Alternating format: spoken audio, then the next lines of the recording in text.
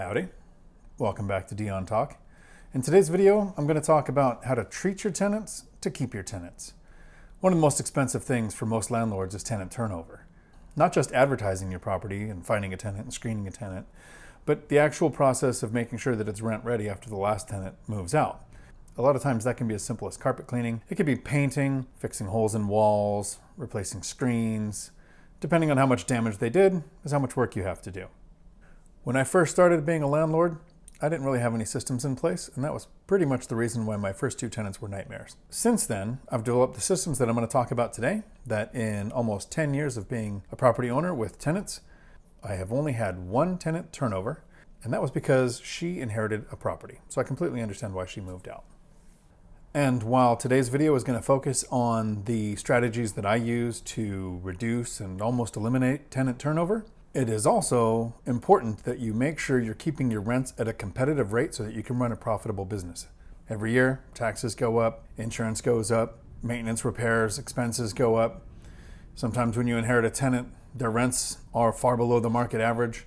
And that's why I created a tool that actually gets the tenants to request a rent increase and ask for longer leases. I made a video about that, and at the end of today's video, I'm going to leave a link that you can click on and go and watch that video.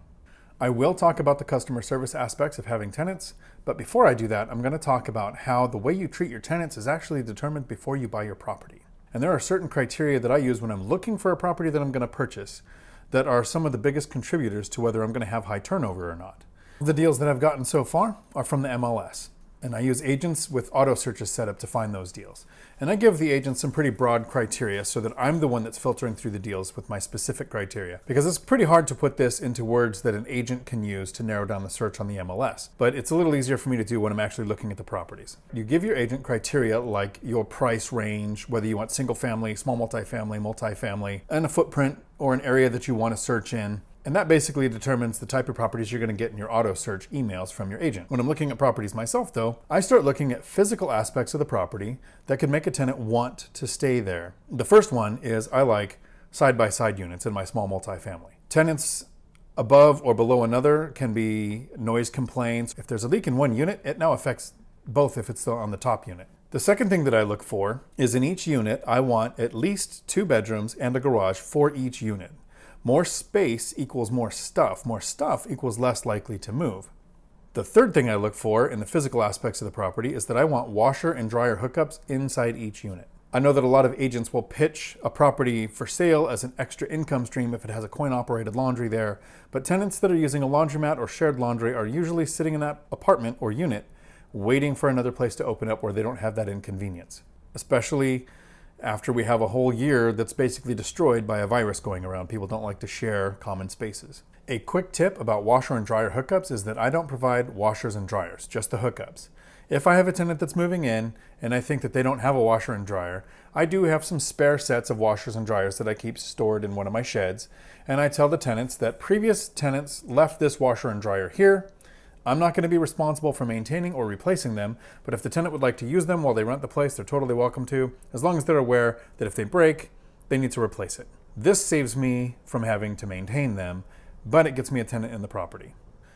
A quick review: the 3 physical criteria that I use to almost eliminate tenant turnover. First, side-by-side units. Second, 2 or more bedrooms and a garage for each unit. And third, washer-dryer hookups. Something to note about the criteria that I just talked about is that those are the criteria that worked for me in the neighborhoods that I invest in. I'm in Class C neighborhoods in areas that I'm pretty familiar with, and I know what the people around here tend to like. In your area, it might be totally different. People might have a completely different standard. They might not care about washers and dryers. Single bedrooms might be the best way to go because it's more of a retirement community, or you're close to a college and people want their personal space. There was actually a time several years ago when my brother was buying his first rental properties. My father, who had never owned property and worked until the day he died, was trying to insult my brother, who has successfully retired off of rental properties before he was 50. My brother was buying his first properties, which was a triplex, but it was really 3 separate structures on one property, had a nice house, and then 2 other houses that looked like they need a lot of work. And my dad was trying to be insulting to my brother. He said, "Man, people will rent anything." Not realizing he was putting an idea in my brother's head that my dad was right. People will rent anything. The more attractive you make it, the better the property is, the larger tenant pool that you have to pull from. But people will rent almost anything. After the physical criteria of the property, we get to the customer service aspect of owning properties. If you have rental properties, you are in the customer service business. If you're like me and you have good customer service skills and you like to work with people, you might self-manage.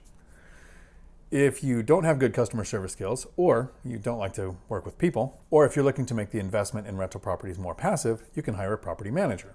And someday I'm going to make a video about why I self-manage and don't use a property manager, but not today. There are a few things to consider when you're looking at the customer service aspects of running rental properties. The first one is I really like to make it easy on the tenants. So I like the application process to be simple. I advertise with cozy.co. The application fee for tenants is only $39. It's free for me. It's pretty easy to navigate. When it comes to collecting rent, I look for three things. The first thing I want is that I make it easy on the tenant. I will accept payment in whatever form the tenant is most used to. I try to be as flexible as possible. I only have 14 units.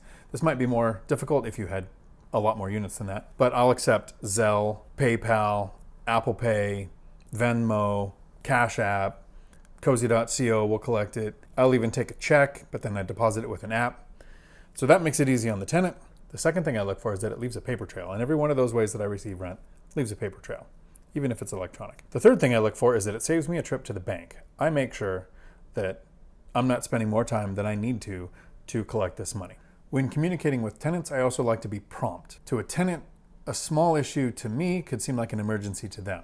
So I make sure that I have two handymen available to call in case something happens, just in case one of them is not available, the other one can get there quickly. I like to communicate through text or email because it leaves a date and a timestamp and people know exactly what was said. If you communicate over the phone, things can be forgotten or misinterpreted. To wrap this video up, there's really two more things that I look at. The first one is a thing that I do whenever I'm purchasing a property. One of the first times that I communicate with a tenant, I ask them this question. I ask if they owned the property, if tomorrow they were the owner, what's the first thing they would change? The first time I did this in front of my real estate agent, he kind of chastised me later because he said, never ask a tenant what they want. They'll ask for things that you have to do, which isn't really good customer service. I've never had a tenant say, well, I would like to add a bedroom, or I would like you to put a pool in. I've had tenants say, that window's kind of sticky. I would replace that window, or I would get that window fixed. Or I've lived here for a while and it's really hot in the summer and I wish I had a screen door. And a screen door costs $100. So I spend $100, put a screen door in, and have a super happy tenant. Just by asking a simple question, I've made the tenant happy. And I've made the tenant think that I'm actually here to figure out what they want and how to make their life better. The last thing that I do that helps me reduce and almost eliminate tenant turnover is that I allow pets. And I saved this to the end because I know that it's kind of controversial. I've had a lot of posts in the forums that I've seen where other investors say they never allow pets, pets trash the property, but I don't like turnover. Part of it is because I'm super lazy, and a rehab or fixing a place when somebody turns over is a frustration I just don't want. I work a full-time job. I have 3 kids. I'm a single parent. I have enough things going on where I don't need to spend my time doing tenant flips. And if a person has a pet, people don't like to relocate animals. Even if that pet's human moves from this location to the next one, that is still a relocation for that animal. And yes, check your insurance, make sure that the size of the animal is allowed, or if it has an aggressive clause for the type of animal that it is. But whenever possible, I allow pets. The criteria that I talked about today, in almost 10 years of being a landlord, with 14 units now, has had me have 1 turnover after the first 2 that, I'd like to not ever talk about again. But since I have these systems in place, I've had 1 turnover. And I hope that you picked up something from what I talked about today that you can use. If you thought you got any value out of this, please hit like, hit subscribe, share this video with a friend. You might have somebody that's thinking about getting into rentals, and some of this information before they make their first property purchase can save them a lot of headaches down the road. Until the next video, thanks for coming to my Dion Talk. We're sorry, the number you have dialed is not in service at this time.